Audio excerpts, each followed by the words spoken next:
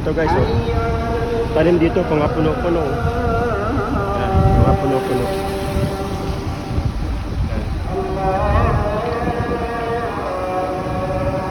Yan siya masipsip ng tubig. Kasi matigas yung lupa. Ayan, oh, stuck yung tubig. Ang tag-init, lalagyan ng ano yan. Dali niyang tubig para sa pagdidilig. Kaya ginagawa dito sa Saudi. Ayan. Umulan kasi dito, kaya yan, tapos ano ang tubig niya, naka-stuck. Umulan. Pero pag tag-init,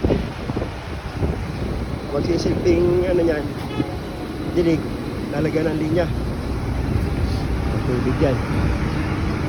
Ayan. Ayan siya guys. Ayan.